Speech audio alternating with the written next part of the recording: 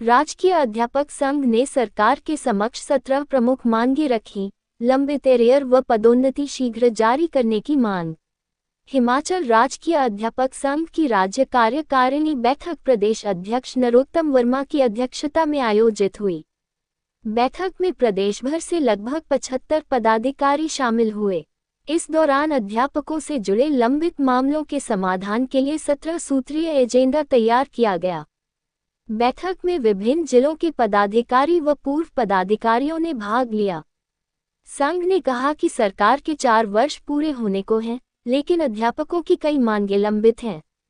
संघ ने सरकार से इन मुद्दों पर शीघ्र वार्ता कर समाधान करने की मांग की।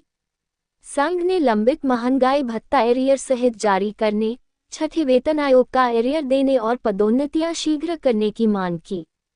साथ ही समयबद्ध डीपीसी और प्राथमिक स्कूलों में हर कक्षा के लिए एक शिक्षक की व्यवस्था की मांग रखी गई।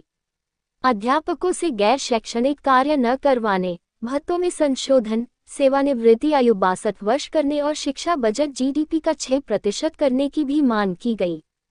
संघ ने आउटसोर्स अध्यापकों के समायोजन, अर्जित अवकाश बढ़ाने और शिक्षा विभाग के पुराने आदेश वापस लेने की भी मांग उठाई। संघ ने सरकार से 17 सूत्रीय मांगों पर जल्द बैठक कर समाधान करने की अपील की।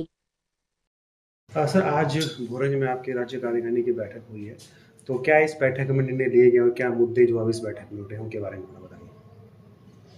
मैं नरोत्तम वर्मा, राज्य प्रधान हिमाचल राजकीय अध्यापक संघ। मेरे साथ इस प्रेस वार्ता में श्री नरेश महाजन जी, जो कि पूर्व में राज्य के प्रधान रहे हैं और वर्तमान में ये इस संघ के संरक्षक है।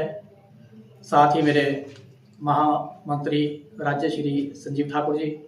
मैं सर्वप्रथम आपका इस प्रेस वार्ता में आप सभी मीडिया से आए बंधुओं का हार्दिक स्वागत करता हूं। आज की ये हमारी राज्य कार्यकारिणी की तीसरी बैठक, जो कि आज भोरंज में आयोजित की जा रही है।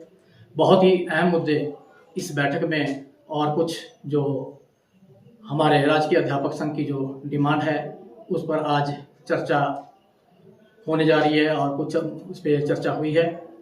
तो सर्वप्रथम मैं क्लस्टर सिस्टम की बात करूंगा कि अभी हाल ही में हमारा NEP 2020 को लेकर एक जो क्लस्टर प्रणाली हमारी चली है, इसमें राज्य सरकार की ये बहुत अच्छी पहल थी कि इस शिक्षा प्रणाली को सुचारू रूप से चलाने में। मैं आपको अवगत करवाना चाहूँगा कि जब तक जो है हमारे प्राइमरी विद्यालयों में, मैं प्राइमरी विद्यालय कैसे चलूँगा जो भी है, प्राथमिक विद्यालयों में हमारे पास जब तक भरपूर स्टाफ नहीं होगा, प्रत्येक कक्षा के लिए अध्यापक नहीं होगा, जब तक हमारे प्राथमिक विद्यालयों में जो अभी प्री प्राइमरी क्लासेज जो कि पहले नहीं थी, सरकार ने बहुत अच्छी पहल की है कि स्कूलों में जो है बच्चों की एनरोलमेंट को किस प्रकार से बढ़ाया जाए। तो सरकार ने अच्छी पहल की कि प्राइमरी स्कूलों में जो है प्री प्राइमरी क्लासेज चलाई जाए। लेकिन लगभग जो है 6200 के आसपास जो है 6200 के आसपास अभी जो है हमारी इसकी भर्ती होनी थी, जो कि हमारे NCT के जो नियम है उसके मुताबिक अभी नहीं हो पा रही है, क्योंकि हिमाचल प्रदेश में जितने भी हमारे NTT होल्डर शिक्षक हैं उनका जो है सिर्फ 1 ही साल का उनका प्रशिक्षण है और NCT के नियम के मुताबिक 2 साल का प्रशिक्षण होना अनिवार्य है। हमने अभी हाल ही में 5 अगस्त 2026 को शिक्षा निदेशालय में हमारे शिक्षा निदेशक माननीय श्री आशीष कोहली जी की अध्यक्षता में सभी संगठनों की एक बैठक हुई। उस बैठक में राजकीय अध्यापक संघ का राज्य प्रधान होने के नाते मुझे भी उस बैठक में अपने विचार रखने का मौका मिला। तो राजकीय अध्यापक संघ की तरफ से हमने अपने सुझाव रखे कि प्रत्येक प्राइमरी स्कूल में जो है अध्यापक की भर्ती होनी चाहिए। वर्तमान में यदि मैं आपको बताना चाहूँ तो वर्तमान में तकरीबन 3200 के आसपास हमारे ऐसी पाठशालाएं हैं प्राथमिक विद्यालयों में, जो कि एक सिंगल अध्यापक के सहारे वो प्राथमिक पाठशालाएं चल रही है। और प्री प्राइमरी क्लासेज का जो है उन्हीं अध्यापकों के द्वारा, जो एकल अध्यापक वहाँ पे है उन्हीं के द्वारा उन बच्चों की भी देख रेख की जा रही है। तो मैं ये इसमें कहना चाहूँगा कि जिन पेरेंट्स के द्वारा उन बच्चों को उन पाठशालाओं में नामांकन करवाया गया तो वो उन पाठशालाओं में बच्चों को पढ़ाने के लिए पर्याप्त अध्यापक नहीं है। वर्तमान जो क्लस्टर प्रणाली सिस्टम है उसके अनुसार अभी जो है हाई स्कूल से या आसपास के विद्यालयों से, सीनियर सेकेंडरी स्कूलों से जो है इसमें जो है इन पाठशालाओं से कभी ड्राइंग मास्टर को, ड्राइंग टीचर्स को, कभी एलटी को, कभी शास्त्रीय अध्यापक को, कभी टीसी अध्यापक को, उनको जो है उन पाठशालाओं के संचालन के लिए नियुक्त किया जाता है। तो इसमें हमारा सुझाव माननीय निदेशक महोदय को और प्रदेश सरकार को ये था कि यदि हम सचमुच ही बच्चों का असली ठहराव इन प्राथमिक पाठशालाओं में, सरकारी विद्यालयों में चाहते हैं तो जेबीटी की भर्ती जल्द की जाए और एनटीटी अध्यापकों की जो है भर्ती वो भी जल्द से जल्द की जाए, क्योंकि हम लोग डेपुटेशन पे, प्रतिनियुक्ति पर जो है उन प्राथमिक पाठशाला में जाते हैं। वो बहुत ही नन्हे मुन्ने जो बच्चे हैं उनके समझने का स्तर, उनके साइकोलॉजी, किस लेवल की साइकोलॉजी का अध्यापक उनको चाहिए। एक जेबीटी अध्यापक है, उन्होंने उस बच्चे की जो है साइकोलॉजी को, उस लेवल की जो है साइकोलॉजी उन्होंने अच्छे ढंग से पढ़ रखी है। हम टीसी वर्ग में आते हैं, लेक्चरर वर्ग भी वहाँ डेपुटेशन पे जाता है। कुछ हमारे डायरेक्ट लेक्चरर साथी भी है जिन्होंने बीएड नहीं की है, जिन्होंने की साइकोलॉजी विषय भी नहीं पढ़ा है। तो हमें उन बच्चों को उनके मानसिक स्तर के अनुसार जो है उनको प्रशिक्षण देने में असमर्थ हो जाते हैं। तो हमारा सरकार को यही सुझाव था। हम क्लस्टर प्रणाली के पे जो हमने सुझाव दिए हैं, तो हमने ये कहा है कि सभी अध्यापकों की प्राथमिक विद्यालयों में जो सिंगल टीचर हमारे हैं वहाँ पे जो कम से कम 2 अध्यापक होने अनिवार्य है और एनटीटी टीचर जो है उसकी भर्ती जल्द से जल्द की जाए। यदि हमारे पास हिमाचल प्रदेश में एनटीटी अध्यापक अभी तक नहीं है तो प्रदेश सरकार में जो 1 वर्ष हमने सुझाव अपना रखा था कि 1 वर्ष का प्रशिक्षण जिन एनटीटी अध्यापक साथियों के पास है उन्हें उनका कोई एक रिफ्रेशर कोर्स, उनका कोई डाइट लेवल पर करवाया जाए, ताकि फॉर टाइमिंग जैसे जिस प्रकार आउटसोर्स पे और भर्तियां भी सरकार के द्वारा की जा रही है अध्यापकों की कमी के कारण, तो वहाँ पर उन बच्चों की देख रेख करने के लिए भी कोई एक केयर टेकर के रूप में कुछ हो जाए, ताकि हमारा जो है एनरोलमेंट का स्तर प्राथमिक पाठशाला में, सरकारी विद्यालयों में जो है बढ़ सके। इसके साथ ही पिछले कल स्वतंत्रता दिवस के पर जो है हिमाचल प्रदेश के समस्त कर्मचारियों को एक बहुत बड़ी उम्मीद जो है हिमाचल प्रदेश सरकार का जो कल हमारा 15 अगस्त का जो फंक्शन था उस पर जो है डीए की किस्त जो है, जो कि हमारा 15% जुलाई 2023 से अभी तक लंबित पड़ा है, बहुत उस पर आशा थी, पूरे प्रदेश के कर्मचारियों को आशा थी कि क्योंकि जुलाई 2023 से अभी तक जो है डीए की किस्त हमारी 15% जो है अभी वर्तमान में हिमाचल प्रदेश में 45% डीए जो है वर्तमान सरकार में हमें मिल रहा है। जबकि यदि हम केंद्र सरकार की तुलना करें तो वह केंद्र सरकार अभी 60% जो है डीए दे रही है, जिससे कि जो है सभी कर्मचारी जो है बहुत सब्र 2023 तक 23 से लेकर 2026 तक जो है प्रदेश के कर्मचारी अभी भी कर रहे हैं। मुझे पूर्ण आशा है कि हिमाचल प्रदेश की जो है वित्तीय स्थिति यह सही नहीं है, सर्वविदित है, लेकिन अभी पूर्ण आशा है कि कोई मजबूरी हिमाचल प्रदेश के माननीय मुख्यमंत्री श्री सुखबीर जी की रही होगी कि ये जो किस्त नहीं दे पाए, लेकिन पूर्ण उम्मीद करता हूँ आने वाले समय में, अभी जैसे हमारे फेस्टिवल, हमारे त्योहारों का दिन है, तो दिवाली के टाइम जो है माननीय मुख्यमंत्री जी है हमारा जो 15% जो बकाया हमारा बनता है डीए का, वो एक मुश्त जो है वो किस्त उसकी प्रदान करेंगे। साथ ही कहना चाहूँगा कि हमारा नया पे स्केल एरियर जो कि 2016 से हमारा रिवाइज है, 3 फरवरी 2026 को इसकी नोटिफिकेशन की गई, 3 फरवरी 2022 को इसकी नोटिफिकेशन की गई। तो उस समय सिर्फ एक ही किस्त जो कि 50,000 बनती थी और टैक्स कट कर शायद वो 45,000 के आसपास प्रदेश के कर्मचारी को दी गई। तो मैं ये कहना चाह रहा हूँ कि बहुत ज़्यादा देनदारियाँ जो है सरकार के ऊपर इस समय पेंडिंग है और ये बोझ इसी प्रकार बढ़ता जाएगा। तो हमारा निवेदन रहेगा सरकार से कि ये इन मुख्य मांगे जो हमारी है, ये देनदारियाँ जो है ये जल्दी से जल्दी जो है प्रदेश सरकार इसका वहन करें। इसके साथ साथ ही मैं कहना चाहूँगा, पिछले बहुत समय से जो है अभी हमारी मुख्याध्यापकों की पदोन्नति, जेबीटी से टीजीटी की पदोन्नति, टीजीटी से लेक्चरर की पदोन्नति और अभी वर्तमान में हमारी कुछ पोस्ट जो हमारी प्रिंसिपल की भी जो है, जो कि मुख्याध्यापक से या लेक्चरर से प्रमोट होने हैं, वो पोस्टें भी हमारी खाली चली है। वर्तमान में तकरीबन 3000 के आसपास हमारी प्रवक्ता वर्ग की इस समय पोस्ट खाली चली है। वर्तमान में 624 पोस्ट इस समय मुख्याध्यापक की हिमाचल प्रदेश में स्कूलों में जो है खाली चली है, जिससे कि जो है वहाँ पर जो शिक्षा की व्यवस्था को चलाना जो है मुश्किल, एक सब्जेक्ट पढ़ाने के साथ साथ वहाँ का मुख्य के रूप में कार्य करना थोड़ा असमंजस की स्थिति उसमें पैदा हो जाती है। इसके अलावा भी प्रदेश सरकार से हमने पहले भी अभी हमारी एक हमारा राजकीय अध्यापक संघ का हमारा एक प्रतिनिधि मंडल माननीय शिक्षा मंत्री श्री रोहित ठाकुर जी को भी अभी 6 जून को वहाँ पे मिला था, और उनके समक्ष भी हमने जो है अपना मांग पत्र, एक 30 सूत्रीय मांग पत्र हमने उनको सौंपा है, और हमें पूर्ण आशा है जिसमें कि अर्जित अवकाश को लेकर है। अर्जित अवकाश, जब जिस अध्यापक के 300 अर्जित अवकाश पूरे होते हैं उसके बाद उसकी जो छुट्टियाँ जो हर वर्ष जो 30 जो अर्जित अवकाश है वो उस छुट्टियों में जो है जुड़ना चाहिए, ताकि किसी बीमारी की अवस्था में वो उस अवकाश को ग्रहण कर सकें। साथ ही हमारा डीपी कैडर का है, उनका जो है एक मुश्त जो भी उनका प्रवक्ता पदनाम है उससे संबंधित मांग पत्र हमारा है।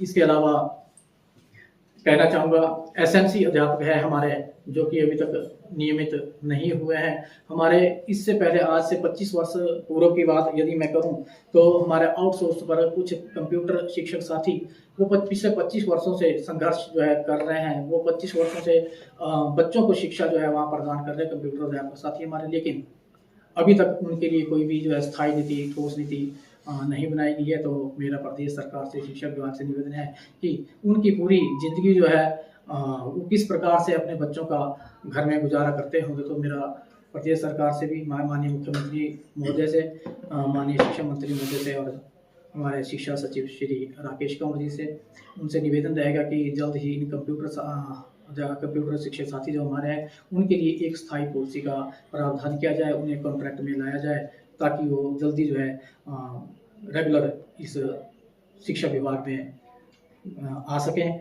इसके अलावा कहना चाहूँगा कि कंप्यूटर अध्यापक सभी जो है प्रधानाचार्य, एक हमारी जो है प्रधानाचार्य के जो है जब भी प्रधानाचार्य महोदय हमारा कोई भी किसी भी स्कूल में जो है कार्यभार ग्रहण करता है या वहाँ से कोई भी अध्यापक हमारे प्रिंसिपल महोदय वहाँ से रिलीव होते हैं, तो 7 जुलाई 2023 की चिट्ठी जो है माननीय शिक्षा सचिव के द्वारा जो है भेजी गई थी, जिसमें जो है संघ के पदाधिकारी, संघ प्रदेश कार्यकारिणी ये निवेदन करती है कि इस चिट्ठी को तुरंत वापस लिया जाए, क्योंकि जब भी कभी कोई भी प्रधानाचार्य महोदय या किसी भी शिक्षण संस्थान में उसे ज्वाइन करना होता है या उसे रिलीव होना होता है, तो वो उसे पहले जो है डिप्टी डायरेक्टर कार्यालय में पहले अपनी ज्वाइनिंग करनी पड़ती है या वहाँ से उन्हें रिलीव होना पड़ता है।